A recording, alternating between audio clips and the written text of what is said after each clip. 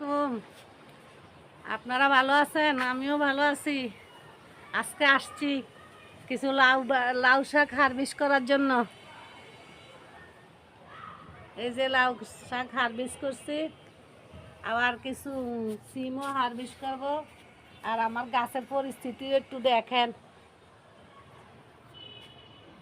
এই যে একটা লাউ আসছে, এই আর সাথে আরো দুই একটা করা আসছে। এই যে আমার টমেটো বাগান।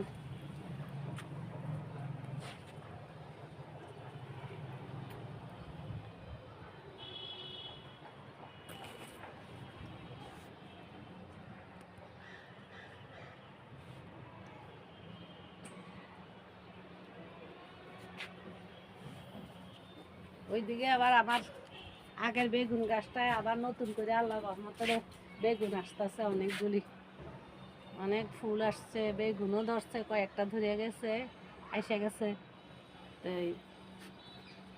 আল্লাহ রহমতে ওইদিকে আবার টমেটো আরও গাছ লাগাইছি। ওইদিকে দিয়ে ওইদিকে আরও টমেটো গাছ লাগাইছি, এগুলোতেও ফুল টমেটো আসছে। আমার কলমি শাকগুলি অনেক, মনে হয় 10 দিন হয়েছে নিয়ে খাইছি, 10 দিনে না 8-9 দিন হয়েছে। আবার কি সুন্দর করে আমার কলমি শাকগুলি হয়েছে। আবার করলা লাগাইছি, করলা গাছও ফুল টুল এসে গেছে আল্লাহ দিলে।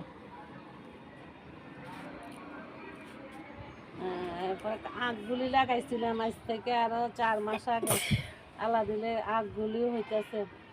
আমার অনেক ভালো লাগে, মনে হয় যে সারাদিন যদি আমি বাগানে থাকতে পারতাম তাহলে আমার থেকে কত ভালো লাগতো।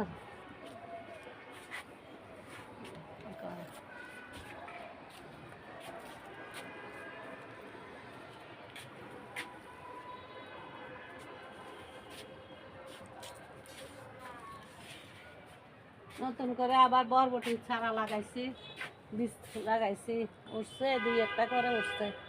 দেখি আল্লাহ রাখে যদি আর কি, তাহলে গাছের সিমগুলি পাততেছি।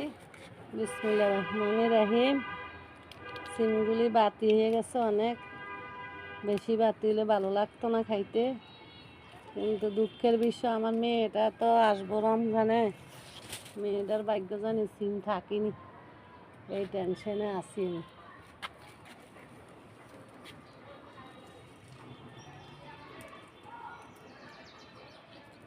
মনে করছিলাম একবেলা মেয়েটারে খাওয়াবো, মেয়ে একটা